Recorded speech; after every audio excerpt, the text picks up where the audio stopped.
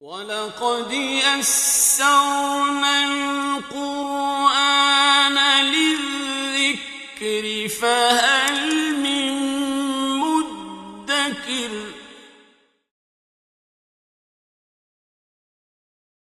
بسم اللہ الرحمن الرحیم یا ایہا الناس انتم الفقراء الى اللہ واللہ هو الغنی الحمید إن يشأ يذهبكم ويأتي بخلق جديد وما ذلك على الله بعزيز ولا تزر وازرة وزر أخرى وإن تدع مثقلة إلى حملها لا يحمل منه شيء ولو كان ذا قربى إنما تنذر الذين يخشون ربهم بالغيب وأقاموا الصلاة ومن تزكى فإنما يتزكى لنفسه وإلى الله المصير وما يستوي الأعمى والبصير ولا الظلمات ولا النور ولا الظل ولا الحرور وما يستوي الأحياء ولا الأموات إن الله يسمع من يشاء وما أنت بمسمع من في القبور إن أنت إلا نذير إنا أرسلناك بالحق بشيرا ونذيرا وإن من أمة إلا خلا فيها نذير وإن يكذبوك فقد كذب الذين من قبلهم جاءتهم رسلهم بالبينات وبالزبر وبالكتاب المنير ثم أخذت الذين كفروا فكيف كان نكير اے لوگو تم اللہ کی طرف محتاج ہو اور اللہ تعالیٰ تو بے نیاز اور تعریف کے لائق ہے۔ کوئی انسان پوری دنیا کی دولت بھی اکٹھا کر لے تو پھر بھی اللہ کے سامنے فقیر ہی ہے۔ بتائیے ہے کہ نہیں؟ اپنی زندگی کے لیے، اپنی صحت کے لیے، اپنے جسم کے لیے تمام دنیا کے وسائل بھی آپ اکٹھے کر لیں تو آپ اللہ کے سامنے محتاج، فقیر۔ اگر کوئی انسان اس حقیقت کو سمجھ لے اور اس کا اقرار کر لے اپنے اعمال کے ساتھ، صرف زبان کے ساتھ نہیں بلکہ اپنے اعمال کے ساتھ اللہ کی فرمانبرداری اختیار کرے تو ایسا شخص باسعادت ہو جاتا ہے۔ اور اگر اس سے غافل رہا جائے اور انسان پھر بدبخت بن جاتا۔ کیا خیال ہے؟ ہم اللہ کے سامنے فقیر ہیں۔ فقیر بن جانا ہی، اپنے آپ کو فقیر سمجھنا ہی عین سعادت۔ جب انسان اپنے آپ کو اللہ کا محتاج سمجھ لیتا ہے تو پھر اللہ کے سامنے عاجزی آ جاتی، اللہ کی فرمانبرداری دل میں پیدا ہوتی، اور انسان کے سامنے صرف یہی ایک راستہ ہے صحیح زندگی گزارنے کا۔ کیا خیال ہے؟ کوئی اور راستہ ہے؟ اگر ہے تو مجھے بھی بتا دیجیے۔ اے لوگو تم اللہ کے سامنے فقیر ہو اور اللہ تعالیٰ تو تمام دنیا سے بے نیاز اور اپنے اندر تعریف کے لائق ہے۔ اگر وہ چاہے، اس کے اختیار کا یہ حال ہے کہ اگر وہ چاہے تو تمہیں لے جائے اور نئی مخلوق لے آئے۔ کیا خیال ہے اللہ کر سکتا ہے کہ نہیں کر سکتا؟ ایک لمحے۔ اور یہ بات اللہ تعالیٰ پر ذرا بھی مشکل نہیں ہے۔ اور یہ بھی یاد رکھو، کوئی بوجھ اٹھانے والا کسی دوسرے کا بوجھ نہ اٹھا سکے گا، اور اگر لدا ہوا شخص کسی دوسرے کو اپنا بوجھ اٹھانے کے لیے بلائے گا تو کوئی اس کا بوجھ ذرا برابر بھی اٹھانے کے لیے نہ آئے گا، اگرچہ وہ رشتہ دار ہی کیوں نہ ہو۔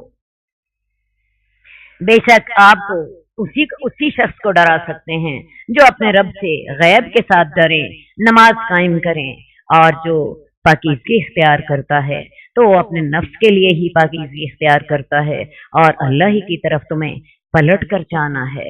جو شخص کرے گا وہی بھرے گا، جس کے اعمال اچھے ہوں گے اس کو جزا بھی ویسی ملے گی، اور یہ ہر شخص کی اپنی ذمہ داری ہے۔ اور اندھا اور بینا برابر نہیں ہو سکتے، اندھیرے اور روشنی وہ بھی برابر نہیں ہو سکتے، سایہ اور دھوپ ایک جیسے نہیں ہو سکتے، اور زندے اور مردے بھی برابر نہیں ہو سکتے۔ یہاں کون سے مردے مراد ہیں؟ دل کے اندھے اور دل کے مردے۔ جس دل میں اللہ کی ہدایت نہیں ہے، جس دل میں اللہ کا کلام نہیں ہے، وہ دل مردہ ہے، اور ایسا انسان مردہ ہے۔ جیسے اندھا اور بینا برابر نہیں ہو سکتا، جیسے اندھیری اور روشنی برابر نہیں ہو سکتی، تو اللہ تعالیٰ کیسے مومن اور کافر سے برابری کا مقابلہ کرے اور اس دنیا کے گزرنے کے بعد قیامت نہ لائے جس میں جزا اور سزا نہ دے۔ اللہ تعالیٰ جس سے چاہتا ہے سنوا دیتا ہے، اور آپ اے نبی قبروں والوں کو نہیں سنوا سکتے۔ کم از کم 3 دفعہ اب تک ہم یہ آیت پڑھ چکے ہیں کہ نبی بھی قبروں والوں کو نہیں سنا سکتا۔ اسی آیت پر ہی لوگ ایمان لائیں تو یہ قبروں پر کیوں جاتے ہیں؟ اللہ کے نبی قبروں والوں کو نہیں سنا سکتے تھے، میں اور آپ کیسے ان قبروں والوں کو سنا لیتے؟ یہ شرک کے سارے دروازے ہیں، شیطان نے انہی دروازوں سے انسان کو گمراہ کیا ہوا ہے، اور آپ اس کو نہیں سنوا سکتے جو قبروں میں ہوتا ہے۔ آپ تو صرف ایک ڈرانے والے ہیں۔ ہم نے آپ کو حق کے ساتھ خوشخبری دینے والا اور ڈرانے والا بنا کر بھیجا ہے، اور ہر امت میں ایک ڈرانے والا ضرور گزرا تھا۔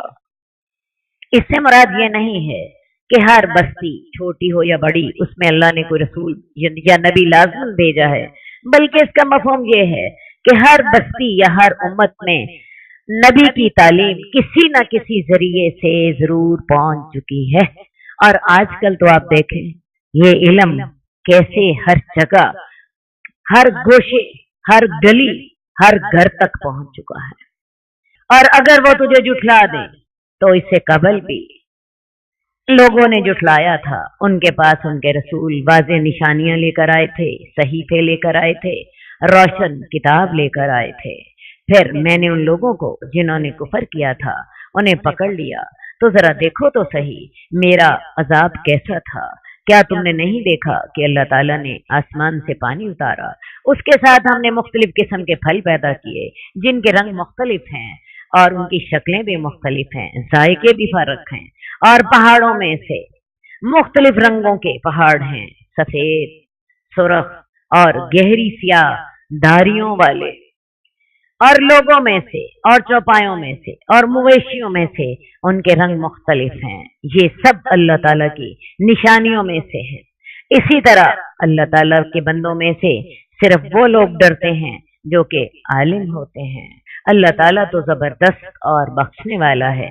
اس آیت سے علم کی اہمیت واضح ہوتی ہے۔ یہ بھی معلوم ہوتا ہے کہ اصل علم وہی ہے جو انسان میں خشیت الہی پیدا کرتا ہے۔ جو علم خشیت الہی پیدا نہ کرے وہ علم نہیں بلکہ ضلالت ہے۔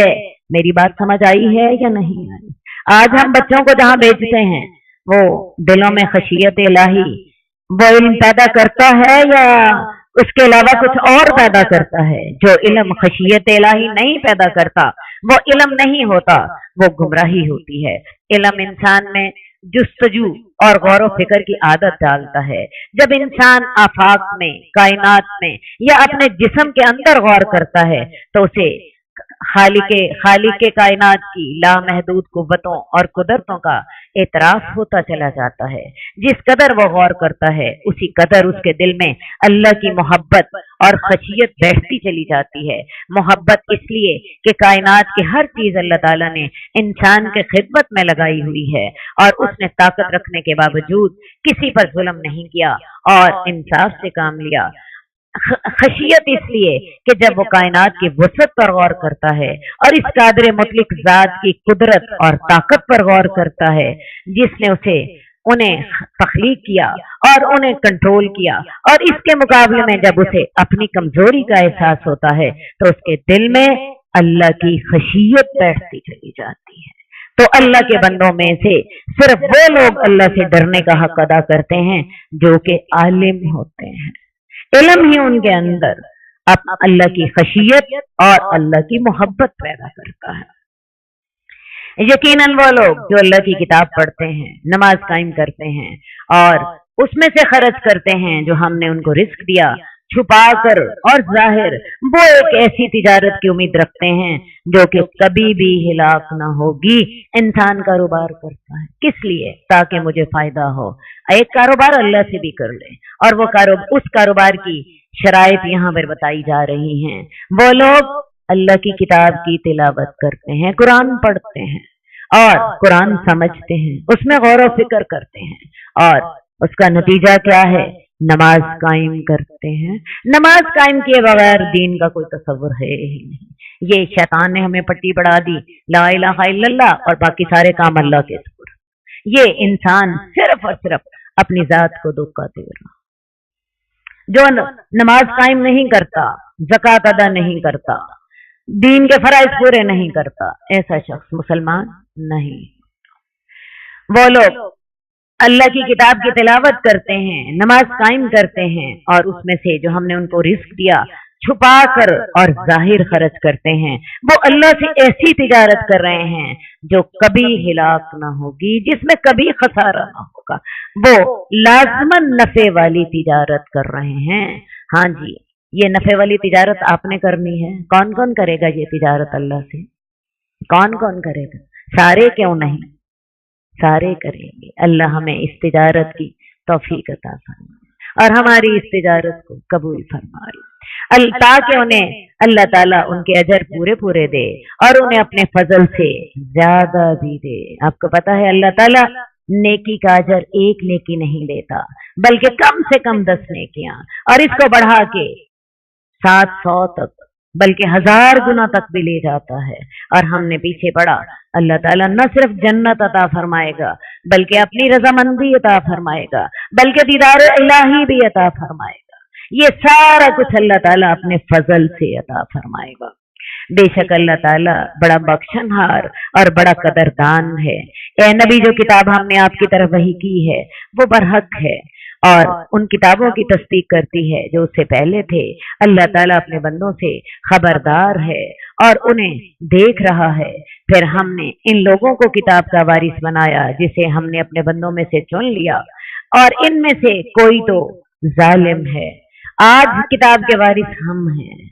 आज हमें अल्लाह ने किताब का वारिस बना दिया। हमसे पहले पहली कौमें थी और हमसे हमारे जाने के बाद हमारी नस्लें किताब के वारिस होंगी। और ये जो अल्लाह ताला ने हमें वारिस बनाया है हमारी आजमाइश के लिए, हम कैसा अमल करते हैं। फिर हमने किताब का वारिस उन लोगों को बनाया जिन्हें हमने अपने बंदों में से चुन लिया। तो इनमें से कोई शख्स तो जालिम अपनी जान के साथ जुल्म कर रहा है, कोई दरमियाना चलने वाला है और उनमें से कोई ऐसा है जो कि नेकियों में सबकत ले जाने वाला है। 3 तरह के लोग हैं किताब के वारिसों में से। कुछ ऐसे हैं जो गुनाहगार होते हैं, कुछ ऐसे हैं जो दरमियाना चलते हैं और कुछ ऐसे हैं जो कि गुनाह कम और नेकियों में सबकत ले जाते हैं। अल्लाह के हुक्म के साथ यही वो सबसे बड़ा फजल है। कौन सा? नेकियों में सबकत ले जाना। हजरत अबू सईद खुदरी कहते हैं कि आपने फरमाया ये तीनों किस्म के लोग जन्नत में दाखिल होंगे।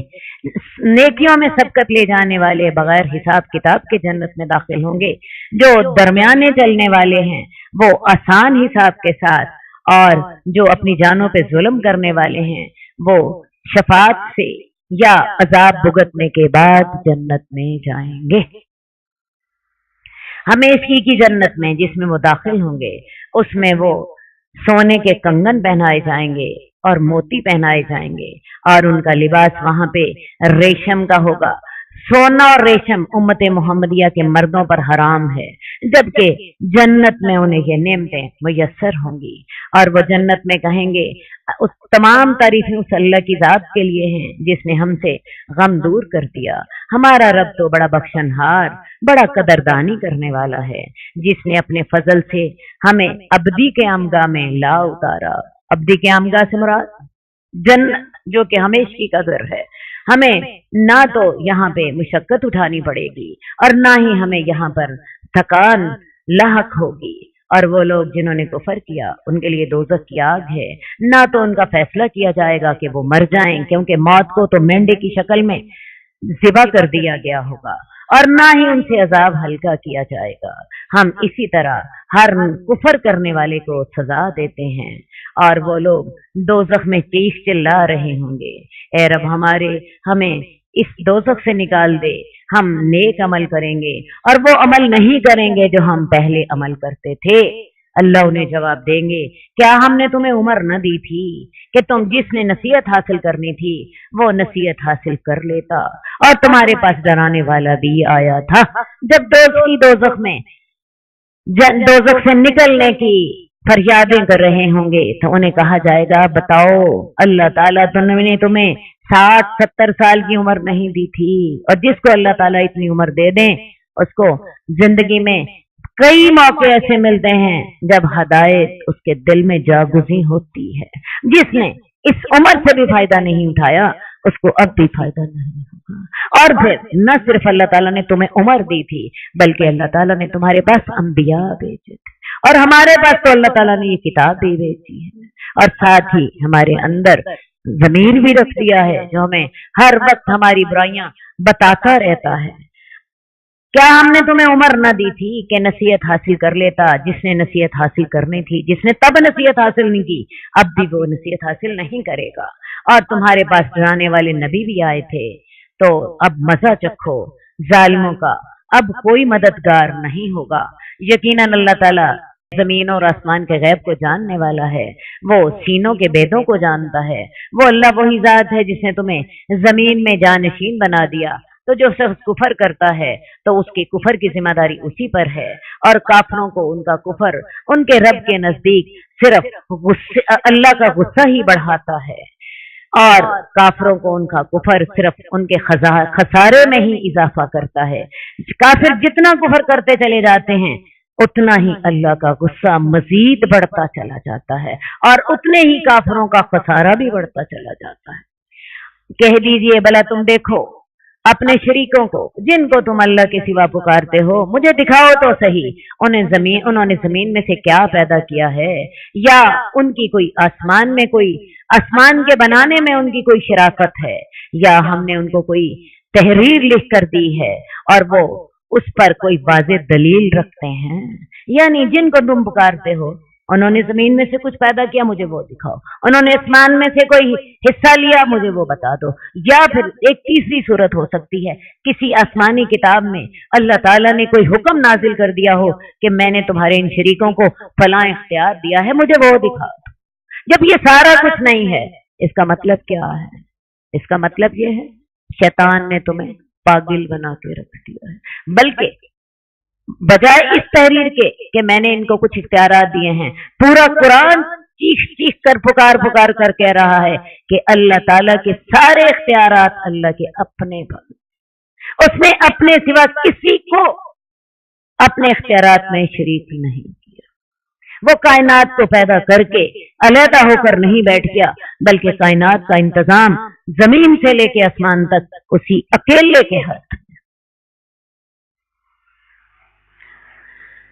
بلکہ ظالم لوگ ان کا ایک دوسرے کو جھوٹا وعدہ دیتا رہتا ہے۔ شرک کا سارا کاروبار جھوٹی کہانیوں اور افواہوں پر چلتا ہے، جو کہ قبروں کے مجاور اور ان کے چیلے چانٹے اپنے پیٹ کے کاروبار کے لیے پھیلاتے رہتے ہیں، اور اسی بہانے انہیں نذرانے اور انہیں مال و دولت ملتا رہتا ہے۔ بے شک اللہ تعالیٰ نے زمین اور آسمان کو تھام رکھا ہے کہ وہ کہیں ٹل نہ جائیں، اور اگر وہ ٹل جائیں تو انہیں اللہ کے بعد کون تھام سکتا ہے؟ بے شک اللہ تعالیٰ تحمل والا، معاف کرنے والا ہے۔ اور انہوں نے اللہ کی پختہ قسمیں کھائیں کہ اگر ان کے پاس کوئی ڈرانے والا نبی آ گیا تو وہ ساری امتوں سے زیادہ ہدایت یافتہ ہو جائیں گے۔ یہ مشرکین مکہ کا کہنا تھا۔ تو جب ان کے پاس ڈرانے والا آ گیا تو ان کی تو نفرت میں ہی اضافہ ہوتا چلا گیا، تکبر کرتے ہوئے زمین میں اور بری چالیں چلتے ہوئے हालांकि बुरी चाल तो चाल चलने वाले पर ही आ गिरती है। जो किसी के लिए कुआं खोदता है सबसे पहले खुद उसमें आ गिरता है। तो क्या ये लोग पहले लोगों के सुन्नत का इंतजार कर रहे हैं? तो आप अल्लाह ताला की सुन्नत में कोई तब्दीली ना पाएंगे और आप अल्लाह ताला की सुन्नत में कोई तगय्युर भी ना पाएंगे। ये लोग इसलिए ईमान नहीं ला रहे कि उन्हें उस अजाब का इंतजार है जो पहली कौमों को दिया गया था। अल्लाह ताला की सुन्नत यही है कि जब कोई कौम इनकार कर देती है, उस पर हुज्जत तमाम हो जाती है, तो अल्लाह का अजाब उन्हें बर्बाद करके रख देता है। और यही सुन्नत हमारी तब्दील नहीं हुई। तो ये कुफारे मक्का इस अजाब का इंतजार कर रहे हैं कि वो अजाब आएगा तो तब ये ईमान लाएंगे। क्या इन्होंने जमीन में चल फिर कर नहीं देखा तो इन्हें नजर आ जाता कि उन लोगों का अंजाम कैसे हुआ जो इनसे कबल थे। वो इनसे ज्यादा ताकतवर थे, उनकी उम्रें भी ज्यादा थी, जिस्मानी कुव्वत भी ज्यादा थी, इसके अलावा तहजीब और तमद्दुन में भी वो अहले मक्का से कहीं बढ़कर थे। इनके तबाशुदा मकानात के खंडरात आज भी सामान इबरत पेश कर रहे हैं और अहले मक्का उन्हें देखते भी रहते हैं। और ऐसी बात नहीं कि अल्लाह ताला को जमीन और आसमान की कोई चीज आजिज कर सके। यकीनन अल्लाह ताला जानने वाला और कुदरत रखने वाला है। और अगर अल्लाह ताला लोगों के अमाल के मुआफिक उनका मुआखजा कर ले तो जमीन पर कोई जानदार भी न छोड़े, लेकिन उन्हें वो एक मुकर्रा वक्त तक डील देता रहता है। तो जब उनका वक्त मुकर्रा आ जाता है तो अल्लाह ताला तो अपने बंदों को देख रहा होता है। अल्लाह ताला इन एहसान फरामोशों की तरह जल्दबाज नहीं कि जो ही किसी ने गुनाह किया अल्लाह फौरन पकड़ ले। उसके हर काम का वक्त इंतहाई हिकमत के तकाजों के मुताबिक मुकर्रर है। ये नहीं होता कि इधर वो मुंह से अजाब का मुतालबा करें और इधर अल्लाह ताला फौरन अजाब नाजिल कर दे। अगर ऐसा होता तो जमीन पे कोई बेगुनाह चौपाया भी न बच सकता। इसको मिसाल से अगर आप समझना चाहते हैं तो यूं समझ सकते हैं, मसलन अल्लाह ताला अगर बारिश रोक दे क्या होगा? न सिर्फ इंसानों को नुकसान होगा बल्कि चौपाए भी जो हैं वो भी खत्म हो जाएंगे। अल्लाह ताला हवा रोक दे क्या होगा? इंसान के गुनाहों की पादाश में जानवर भी बाकी ना बच सके। लेकिन अल्लाह ताला उनको एक वक्त मुकर्रा पर डील देता रहता है, क्योंकि अल्लाह ताला बड़ा तहम्मुल वाला और बड़ा बख्शनहार है। बिस्मिल्लाहिर्रहमानिर्रहीम। हम सूरह यासीन का आगाज कर रहे हैं।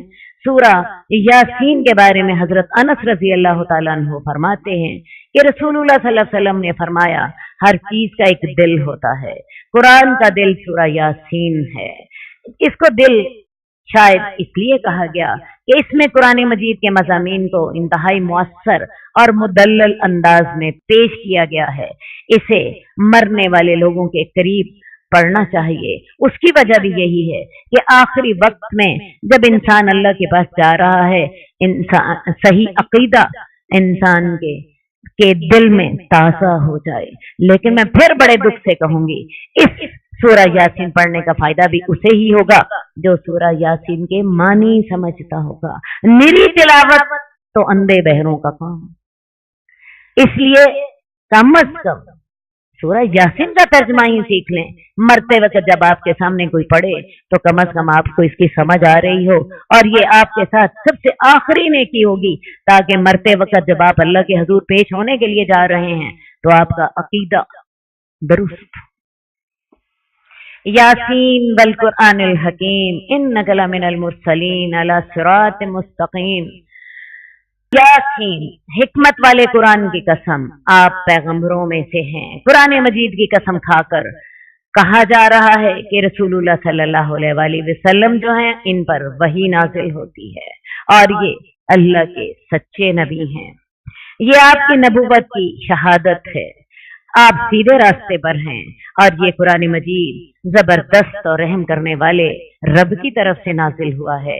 इसका मकसद ये है ताकि आप एक ऐसी कौम को डराएं जिनके बाओ-अजदाद को डराया नहीं गया तो वो गाफिल हैं। हजरत इस्माइल के बाद 2000 साल होते हैं कि मक्का में कोई नबी नाजिल नहीं हुआ, तो ये लोग दीन से गाफिल हो चुके हैं। कुफारे मक्का अपने आप को दीन इब्राहिमी का पैरोकार कहते, क्योंकि अल्लाह का घर उनके करीब था। लेकिन इसी दीन इब्राहिमी में इन्होंने बहुत सी खराबियां पैदा कर ली थी। वो अपनी असल पर बाकी नहीं रहा था। इनमें से अक्सर पर अल्लाह का ये कौल साबित हो चुका है कि वो ईमान नहीं लाएंगे। हमने इनके दिलों में तौक डाल दिए हैं, तो ये उनकी खोपड़ियों तक, इनकी ठोड़ियों तक पहुंच गए हैं। अब वो सर उठाए ही रहते हैं। इनके दिलों में तौक पड़े और इन्होंने अपने सर यूं उठाए। अब ये सही बात को देखते नहीं, सुनते नहीं, समझते नहीं। ये तौक जो थे, ये तौक अपने बाप दादा की तकलीद के थे, ये तौक तकब्बुर के थे, ये तौक जाती मफादात के थे। ये लोग इनको छोड़ते तो इनको सही दीन की दावत समझ आती। इनके गर्दनों में हमने तकलीद आबा के, तकब्बुर के, जाती मफादात के तौक डाल दिए हैं। ये इनकी ठोड़ियों तक पहुंच गए हैं। अब वो सर उठाए ही रहते हैं और हमने इनके आगे एक दीवार बना दी है, इनके पीछे एक दीवार बना दी है और हमने इनको ढांप दिया है। इनको हक नजर ही नहीं आता। इनके लिए बराबर है आप इन्हें डराएं या आप इन्हें ना डराएं, ये लोग कभी ईमान नहीं लाएंगे। ये वही हालत है जिसे अल्लाह ताला ने दिल पर मोहर लगने से ताबीर किया है। ये हालत उस वक्त पैदा होती है जब इंसान मुसलसल जिद, मुसलसल हट धर्मी की वजह से अल्लाह का इनकार किए चला जाता है और फिर दिल हक की कबूलियत की सलाहियत से महरूम कर दिया जाता है। आप तो उसे ही डरा सकते हैं जो कि नसीहत की पैरवी करे और रहमान से बिन देखे डरे। तो ऐसे शख्स को आप बख्शिश की और इज्जत वाले अजर की खुशखबरी सुना दीजिए। हम मुर्दों को जिंदा करेंगे और हम लिख लेते हैं जो उन्होंने आगे भेजा और उनके असरात को भी लिख लेते हैं और हमने हर शय को एक वाज़े किताब में लिख छोड़ा है।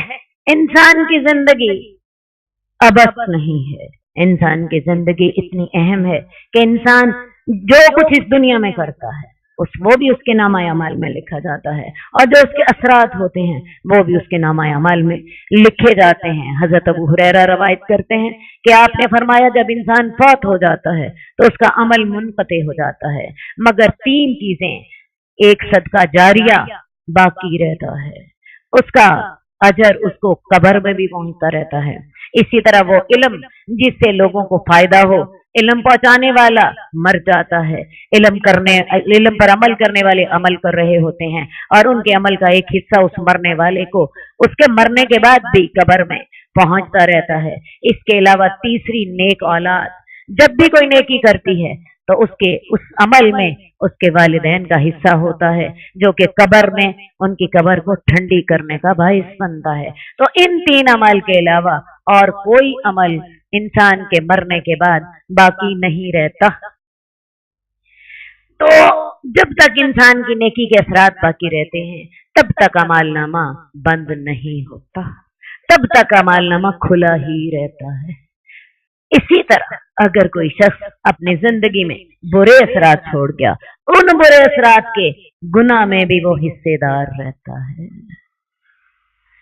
तो ये इंसानी जिंदगी कोई तमाशा नहीं, ये इंतहाई जिम्मेदारी का मौका है। अपने ऐसे असरात छोड़िए कि आपको नेक अमाल का सदका जारिया आपकी कब्र को ठंडा करता रहे। ऐसा ना हो कि हमारे गुनाह जारिया जो हैं उनका अजाब हमें दो कब्र में वो पहुंचता रहे।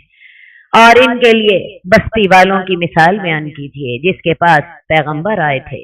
हमने उनकी तरफ 2 पैगंबर भेजे, उन बस्ती वालों ने इन दोनों को झुठला दिया। हमने तीसरे रसूल से उन्हें तक़वियत दी और इन तीनों ने कहा हम तुम्हारी तरफ भेजे गए हैं। ये बस्ती जो थी मुफस्सिरीन के मुताबिक रोम का शहर अंताकिया था। यहाँ पर 3 अंबिया भेजे गए लेकिन लोगों ने कह दिया तुम तो हमारे जैसे इंसान हो। वहां भी वही झगड़ा हुआ कि नबी बशर नहीं हो सकता। मेरा ख्याल है आप लोगों को तो ये बात बड़ी अच्छी समझ आ गई होगी कि नबी बशर ही होता है। वो ना नूर होता है, ना फरिश्ता होता है, ना कोई सुपर नेचुरल हस्ती होता है। और अल्लाह ताला ने तो कुछ भी नहीं उतारा, तुम तो सिर्फ झूठ बकते हो। वो नबी कहने लगे हमारा रब जानता है हम तुम्हारी तरफ भेजे गए हैं और हमारे जिम्मे तो सिर्फ अल्लाह का पैगाम वाज़े तौर पर पहुंचा देना है। انہوں نے کہا ہم تو تمہیں منحوس سمجھتے ہیں، اگر تم باز نہ آئے تو ہم تمہیں لازماً سنسار کر دیں گے اور تمہیں بڑی سخت سزا دیں گے۔